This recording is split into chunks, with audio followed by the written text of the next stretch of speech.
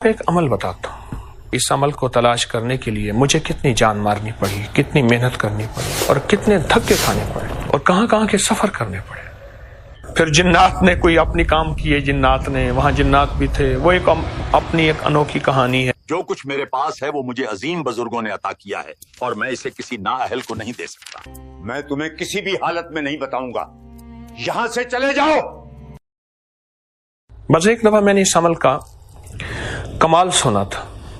جو شخص یہ عمل کرتا ہے وہ کبھی بیمار نہیں ہوتا اور اس کی تمام نسلیں قیامت تک کبھی غربت کا سامنا نہیں کریں گی۔ بس مجھے ایک اندر شوق لگا اور پھر میں نے یہ عمل تلاش کیا۔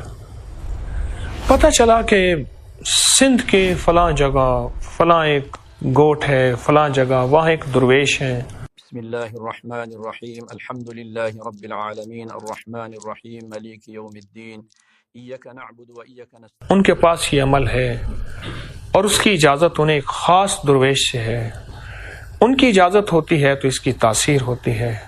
بھائی، آپ دن بدن امیر ہوتے جا رہے ہیں اور آپ کا بیٹا جو 1 سال سے بیمار تھا وہ کیسے ٹھیک ہو گیا؟ میں اپنے بیٹے کو بابا جی کے پاس لے گیا، انہوں نے پانی پر دعا پڑھی، ہمارے خاندان نے وہ پانی استعمال کیا اور تب سے سب کچھ بہتر ہو گیا ہے۔ اور بس سورۃ فاتحہ کا عمل ہے کوئی، بس یہ تھا۔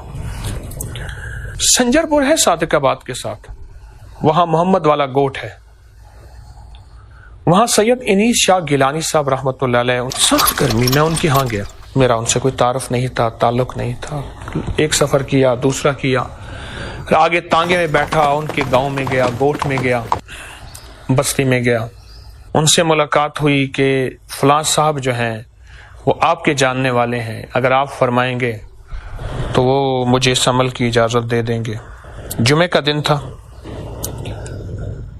مجھے یاد ہے چھوٹے چھوٹے پیاز تھے، شوربہ تھا، وہ پکے ہوئے آئے۔ مجھے انہوں نے پوچھا، ان کے خادم نے، کہ جی براہ کرم تر کریں۔ اب مجھے سمجھنا ہے تڑ کسے کہتے ہیں، وہاں غسل کو کہتے ہیں۔ جی میں نے کہا کیا ہے، کہ نہیں کر لیں، شاہ صاحب کا حکم۔ ٹھیک ہے، میں نے وہ تڑ کر لیا، غسل کر لیا، کھانا آ گیا۔ چھوٹے چھوٹے پیاز تھے، ثابت پیاز، بالکل چھوٹے چھوٹے جو ہوتے ہیں، وہ پکے ہوئے تھے، کھانا کھا لیا۔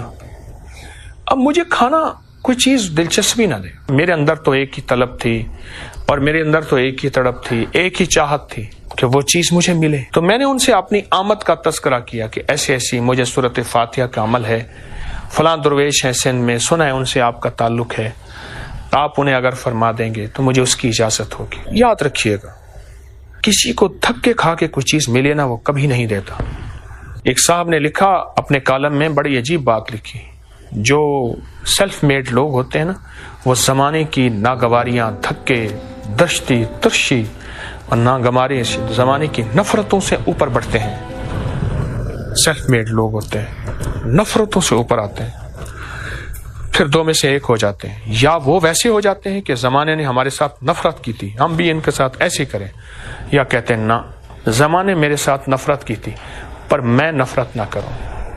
میں نے زمانے سے دھکے کھائے، جس کے پاس ایک ٹوٹکا تھا اس نے چھپایا، جس کے ساتھ ایک وظیفہ تھا اس نے چھپایا۔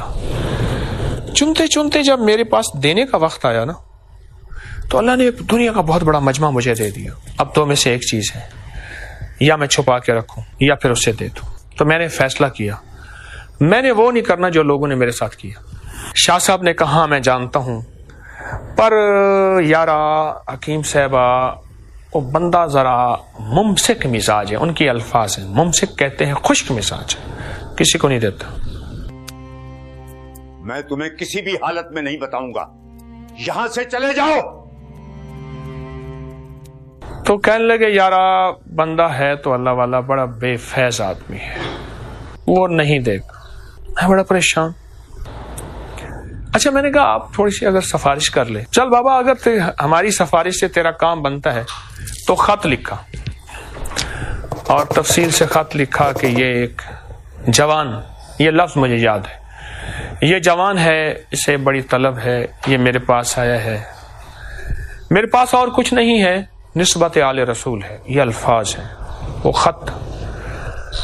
آپ کے پاس ایک عمل ہے سورۃ فاتحہ کا، وہ عمل میں اگر آپ انہیں عنایت فرما دیں تو آپ کی مہربانی ہوگی، آپ کی شفقت ہوگی۔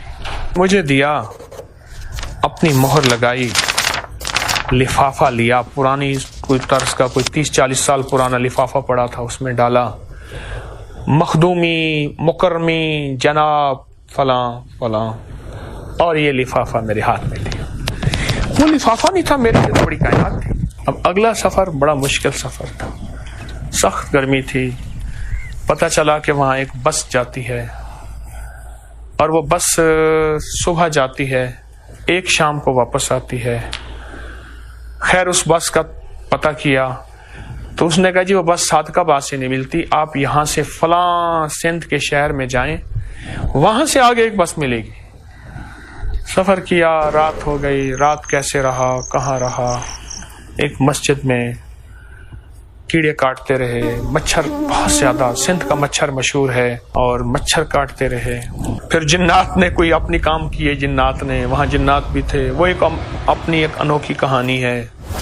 صبح فجر پڑھی، اب بھوک لگی تھی بڑی سخت، روٹی کہاں سے لوں، کھانا سوال نہیں کرنا، پیسے جیب میں تھے، ہوٹل نہیں تھی، کوئی ایسے کیلے پڑے ہوئے تھے بہت سڑے ہوئے، وہ لیے، کھایا، پھر آگے سفر۔